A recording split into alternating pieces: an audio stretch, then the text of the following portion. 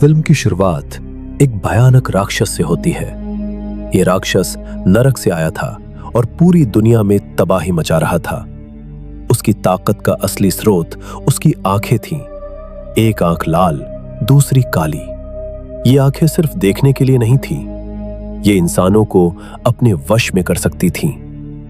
इस राक्षस को रोकने के लिए सामने आते हैं बुद्ध, एक आध्यात्मिक गुरु, एक रक्षक। दुनिया को बचाने के लिए वे एक कठोर फैसला लेते हैं। अपने हाथों से वे राक्षस की दोनों आंखें निकाल लेते हैं ताकि उसकी बुराई कम हो सके। काली आंख को एक संदूक में बंद कर दिया जाता है, लेकिन लाल आंख वहां से भाग निकलती है।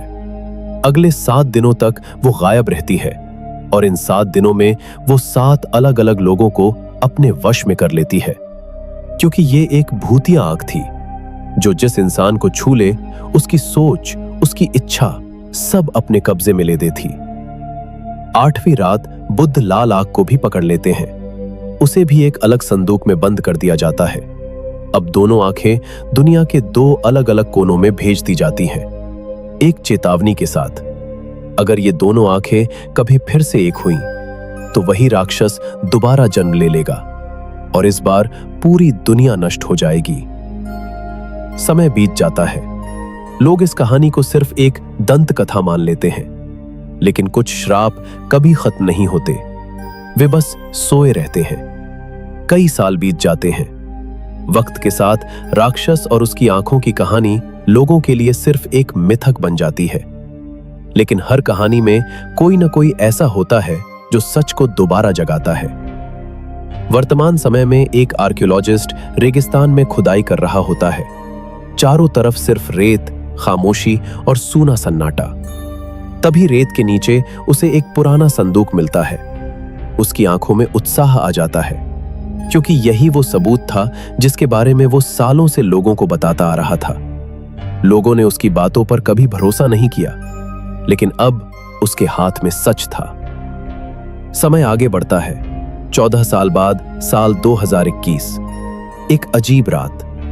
आसमान में चांद लाल हो चुका होता है, ब्लड मून। एक ऐसी रात जो सिर्फ खगोल विज्ञान नहीं, पुराने श्रापों से भी जुड़ी होती है। उसी रात वो प्रोफेसर एक खतरनाक अनुष्ठान शुरू करता है। आग जलाई जाती है, उसमें खून की बूंदें डाली जाती हैं, दूसरों का खून और उसका अपना भी। यह कोई साधारण प्रयोग नहीं था। ये लाल आंख की सोई हुई शक्ति को जगाने की कोशिश थी, और वो सफल हो जाता है। लाल आंख फिर से सक्रिय हो जाती है। उसकी शक्ति दुनिया में फैलने लगती है। दूसरी ओर एक बूढ़ा साधु अचानक बेचैन हो उठता है। उसे बिना बताए सब समझ आ जाता है। लाल आंख फिर से जाग चुकी है, और इस बार इसे किसी इंसान ने जगाया है। इसी के साथ एक और सच्चाई सामने आती है।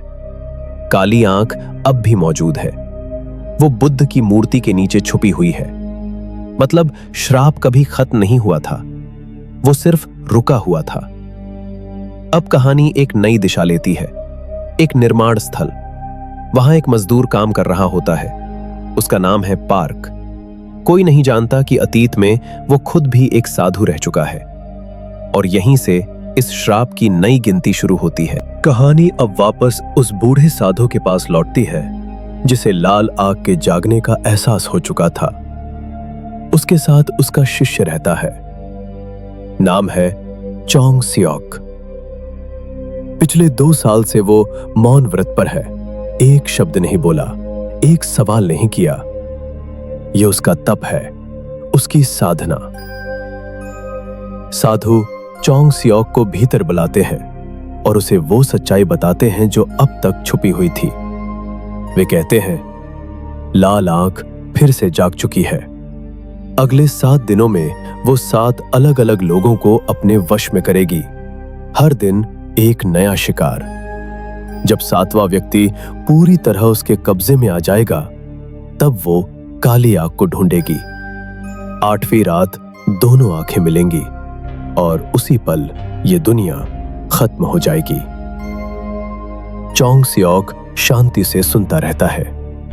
तभी साधु एक आखिरी और सबसे अहम नियम बताते हैं। अगर इन 7 में से किसी एक वश में आए इंसान को बीच में ही मार दिया जाए तो ये पूरी श्रृंखला टूट सकती है। लाल आंख अपनी शक्ति खो देगी, यही इकलौता रास्ता है। और तभी सब कुछ शुरू हो जाता है। लाल आंख अपना पहला शिकार चुनती है। एक शिकारी। धीरे धीरे उसके शरीर में डरावने बदलाव आने लगते हैं। उसका चेहरा बिगड़ जाता है, उसकी आंखें खाली हो जाती हैं। वो अब खुद पर काबू नहीं रख पाता। दूसरा शिकार बनता है निर्माण स्थल पर काम करने वाला पार्क। वही पार्क जो कभी खुद एक साधु हुआ करता था, लेकिन अब वो भी इस श्राप की पकड़ में है। अगली सुबह चोंग सियोक एक भयानक सपने से जागता है। जब वो आंखें खोलता है तो देखता है वही बूढ़ा साधु उसके पास बैठा है। उनके हाथ में एक संदूक होता है, वही संदूक जिसमें काली आग छुपी है। साधु कहते हैं, पार्क को मेरे पास लेकर आओ। लेकिन इससे पहले कि चोंग सियोक कुछ समझ पाता, उसी क्षण साधु की मृत्यु हो जाती है। अचानक, बिना किसी चेतावनी के। चोंग सियोक स्तब्ध रह जाता है, लेकिन उसे यह भी समझ आ जाता है कि अब पीछे हटने का कोई रास्ता नहीं है। तीसरे दिन एक होटल में खूनी घटना सामने आती है। वही शिकारी एक जोड़े में से एक इंसान को मार देता है। लड़की किसी तरह वहां से बच निकलती है। शिकारी की लाश भी उसी जगह मिलती है। उसकी हालत देखकर ऐसा लगता है जैसे वो मर चुका था मरने से पहले ही। अब चोंग सियोक अपने गुरु की आखिरी इच्छा पूरी करने निकल पड़ता है।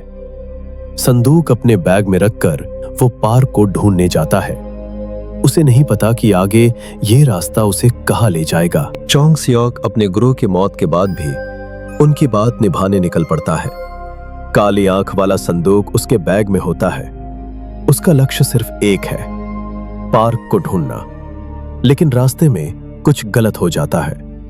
भीड़ के बीच उसका बैग चोरी हो जाता है। चोंग सियोक एक लड़की को देखता है और उसे शक होता है कि वही चोर है। वो उसका पीछा करता है, लेकिन अगले ही पल वो लड़की अचानक गायब हो जाती है, जैसे वो कभी वहां थी ही नहीं। इसी दौरान कहानी में एक नया किरदार जुड़ता है, एक डिटेक्टिव। वो होटल में हुई हत्या की जांच कर रहा होता है, जहां शिकारी ने एक इंसान को मारा था। शिकारी की लाश भी वहीं मिलती है। उसकी हालत देखकर डिटेक्टिव को साफ लग जाता है कि ये कोई साधारण हत्या नहीं है, कुछ असामान्य है। चोंग सियोक पार्क के घर का पता लगा लेता है और वहां इंतजार करता है। रात में पार्क वहां पहुंचता है। चोंग सियोक उसे बताता है कि रास्ते में संदूक चोरी हो गया है। यहां एक अजीब बात सामने आती है। पार्क अपने पुराने गुरु की आत्मा से बात कर सकता है, वही गुरु जो अब मर चुके हैं। आत्मा पार्क को चेतावनी देती है, अब एक लड़की भी लाल आग के कब्जे में आएगी। अगर उसे नहीं रोका गया तो सब खत्म हो जाएगा। अगले दिन पार्क और चोंग सियोक 7वें शिकार की तलाश में एक साथ निकलते हैं। रास्ते में पार्क देखता है कि चोंग सियोक के जूते काफी खराब हालत में हैं। वो बिना कुछ कहे उसे नए जूते खरीद देता है। चोंग सियोक पहली बार मौन तोड़ता है। धन्यवाद। 2 साल का मौन यही टूट जाता है। रात होते ही पार्क को अपना अतीत याद आने लगता है। एक हादसा, उसका पूरा परिवार मर गया था। दोषी एक औरत थी, उसका एक छोटा बेटा भी था। पार्क गुस्से में उस बच्चे को मार सकता था, लेकिन आखिरी पल में उसने ऐसा नहीं किया। अब समय बहुत कम बचा है। 6ठा दिन चल रहा है। अगर 7वें दिन से पहले सही इंसान को नहीं रोका गया तो सब खत्म हो जाएगा। चोंग सियोक एक जगह एक खूबसूरत लड़की से मिलता है। वो उससे उस औरत के बारे में पूछता है जो यहां रहती थी। लड़की कहती है वो यहां नहीं रहती। चोंग सियोक वहां से लौटने लगता है, लेकिन तभी वो एक और लड़की को देखता है। उसकी हालत डरावनी है, उसकी आंखें खाली हैं। चोंग सियोक समझ जाता है यही है वश में आई हुई लड़की। वो दौड़कर पार्क के पास जाता है और कहता है, मुझे पता चल गया है वो कौन है। पार्क जवाब देता है, तो फिर उसे मारना पड़ेगा। उसी समय डिटेक्टिव भी पार्क का पीछा कर रहा होता है। उसे शक हो जाता है कि पार्क इन हत्याओं में शामिल है, खासतौर पर जब वो पार्क के हाथ में एक कुल्हाड़ी देखता है। तीनों एक ही जगह पहुंचते हैं। तनाव अपने चरम पर है। अचानक वही वश में आई लड़की सामने आती है। वो डिटेक्टिव को उठाकर दूर फेंक देती है। डिटेक्टिव बेहोश हो जाता है। यहां सच्चाई सामने आती है। पार्क उसी लड़की को मारने आया था, क्योंकि वो जानता था यही असली शिकार है। वो कुल्हाड़ी पर मंत्र लिखता है और उसकी तरफ बढ़ता है, लेकिन तभी एक और डिटेक्टिव बंदूक लेकर आ जाता है और पार्क पर निशाना साधता है। उसी पल वश में आई लड़की पीछे से उस डिटेक्टिव को पकड़ लेती है। उसके चेहरे पर एक आंख उभर आती है, लाल आंख, और अगले ही पल वो आंख डिटेक्टिव में स्थानांतरित हो जाती है। अब खेल और खतरनाक हो चुका है। अब 7वां दिन आ चुका है। यही वो दिन है जब लाल आंख अपना आखिरी शिकार चुनेगी, और अगर ये दिन पूरा हो गया तो 8वीं रात सब कुछ खत्म कर देगी। पार्क जानता है कि अब वक्त नहीं बचा। उसे 8वीं रात से पहले मंदिर पहुंचना है। वो बस स्टेशन की तरफ दौड़ता है। बस देर से आने वाली होती है। वक्त हाथ से फिसल रहा है। तभी उसके गुरु की आत्मा फिर प्रकट होती है। वो पार्क से कहती है, अगर जरूरत पड़े तो खुद को बलिदान कर देना, लेकिन इस शाप को पूरा मत होने देना। पार्क बिना कुछ कहे बस सिर हिला देता है। बस आती है और वो मंदिर की तरफ निकल जाता है। दूसरी ओर वो डिटेक्टिव जिसमें लाल आंख प्रवेश कर चुकी है भी उसी रास्ते पर है। अब वो पूरी तरह अपने काबू में नहीं है। इधर चोंग सियोक उस खूबसूरत लड़की के साथ जंगल में है। दोनों थोड़ी देर रुकते हैं। चोंग सियोक को अजीब सा महसूस हो रहा है, जैसे कुछ छुपाया जा रहा हो। उधर वही डिटेक्टिव उस घर में पहुंचता है जहां वो लड़की पहले रहती थी। वहां उसे एक बूढ़ी औरत मिलती है और वही पूरा सच बता देती है। वो लड़की उसी प्रोफेसर से प्यार करती थी जिसने लाल आंख को दोबारा जगाया था। वो कोई आम इंसान नहीं थी, वो एक राक्षसी अस्तित्व थी। इसीलिए वो उम्र में बड़ी नहीं हुई। उसी ने अपने खून से अनुष्ठान को शक्ति दी थी, सब कुछ सिर्फ उस प्रोफेसर के लिए। लेकिन अनुष्ठान काबू से बाहर हो गया और लाल आंख उन सबको मारने लगी जिनका खून उसमें इस्तेमाल हुआ था। उसी समय पार्क जंगल में पहुंचता है जहां चोंग सियोक मौजूद है। चोंग सियोक देखता है कि उसका बैग वहीं पड़ा हुआ है और उसके अंदर काली आंख वाला संदूक। अब सब साफ हो जाता है। वही लड़की बैग चुरा ले गई थी, क्योंकि वो दोनों आंखों को एक करना चाहती थी, अपने आप को बचाने के लिए। अब यह भी पता चलता है कि आखिरी वश में आया इंसान वही डिटेक्टिव है जिसमें लाल आंख स्थानांतरित हो चुकी है। पार्क समझ जाता है कि अंतिम टकराव यहीं होगा। वो एक अनुष्ठान की तैयारी करता है, क्योंकि उसे पता है डिटेक्टिव यहीं आएगा। शुरुआत में वो डिटेक्टिव एक मामूली किरदार लगता था, लेकिन अब यही इस कहानी की सबसे अहम कड़ी बन चुका है और पार्क का अंदाजा सही साबित होता है। वो डिटेक्टिव वहां पहुंच जाता है। पार्क अपनी कुल्हाड़ी चोंग सियोक को देता है और कहता है, जब वो मेरे पास आएगा तो लाल आंख मुझ में आ जाएगी। उसी पल मुझे मार देना, तभी ये श्राप यहीं खत्म हो जाएगा। लेकिन तभी एक सच्चाई सामने आती है।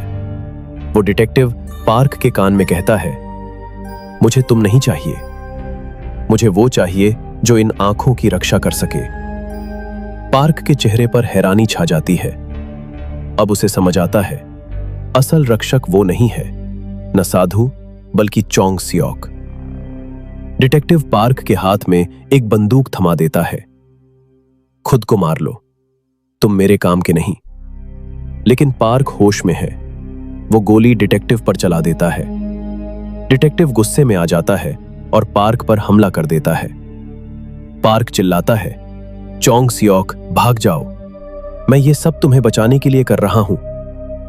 और यहीं से अंतिम दौड़ शुरू हो जाती है। डिटेक्टिव अब पूरी तरह लाल आंख के कब्जे में है।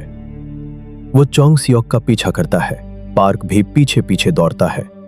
अचानक डिटेक्टिव चोंग सियोक को पकड़ लेता है, लेकिन उसी पल पार्क अपनी कुल्हाड़ी से उस पर वार करता है। उसी समय एक और पुलिस अफसर वहां पहुंच जाता है। उसे लगता है कि पार्क ही सबको मार रहा है। वो बिना सच्चाई जाने पार्क पर गोली चला देता है। डिटेक्टिव जमीन पर गिर चुका है। उसका शरीर अजीब तरह से सिकुड़ रहा है, ठीक वैसे ही जैसे पहले वश में आए लोग मरे थे। लेकिन इससे पहले लाल आंख चोंग सियोक के शरीर में स्थानांतरित हो चुकी होती है। चोंग सियोक अब बदल चुका है। उसके माथे पर एक आंख उभर आती है। वो अफसर को हवा में उठाकर एक पेड़ की मोटी शाखा उसके शरीर को भेद देती है। अफसर वहीं मर जाता है। अब चोंग सियोक काली आंख वाला संदूक खोल देता है। दोनों आंखें एक हो जाती है। राक्षस जागने ही वाला है। घायल पार्क राक्षस से विनती करता है, चोंग सियोक को मत छुओ, मुझे ले लो, मैं खुद को बलिदान देता हूं। लेकिन राक्षस एक चाल चलता है। वो एक भ्रम रचता है। पार्क को चोंग सियोक एक छोटे बच्चे की तरह दिखने लगता है। वही बच्चा जिसे वो सालों पहले मारने वाला था। वही बच्चा जिसकी मां की वजह से उसका पूरा परिवार मरा था। राक्षस चाहता है कि पार्क इस बच्चे को मार दे ताकि लाल आंख उस शरीर से बाहर आए और दोनों आंखें पूरी तरह जुड़ जाएं। लेकिन पार्क उसे नहीं मारता। वो बच्चे के चेहरे को छूता है और अपने खून से उसके चेहरे पर मंत्र लिखने लगता है। ये देखकर राक्षस गुस्से में आ जाता है। वो चोंग सियोक के शरीर से बाहर निकलने लगता है। मंत्र जलने लगते हैं। राक्षस पूरी तरह बाहर आ जाता है और उसी पल पार्क के शरीर में घुस जाता है। अब चोंग सियोक होश में है। उसे सब समझ आ जाता है। पार्क शुरू से खुद को बलिदान देने आया था, गुरु के आदेश पर। चोंग सियोक कुल्हाड़ी उठाता है और पूरी ताकत से पार्क पर वार करता है। पार्क मर जाता है और उसके साथ राक्षस भी हमेशा के लिए खत्म हो जाता है। सब कुछ शांत हो जाता है। श्राप टूट चुका है। फिल्म के अंत में चोंग सियोक अपना चेहरा ढककर उसी रेगिस्तान में लौटता है जहां लाल आंख का संदूक मिला था। वो उसे दोबारा रेत में दफना देता है, इस उम्मीद के साथ कि ये बुराई कभी फिर न जागे। अब उसकी बेड़ियां टूट चुकी हैं। वो आजाद है। आखिरी पल में उसे उस लड़की की आत्मा दिखाई देती है और यहीं कहानी खत्म होती है। कुछ श्राप खत्म नहीं होते, वे बस सो जाते हैं।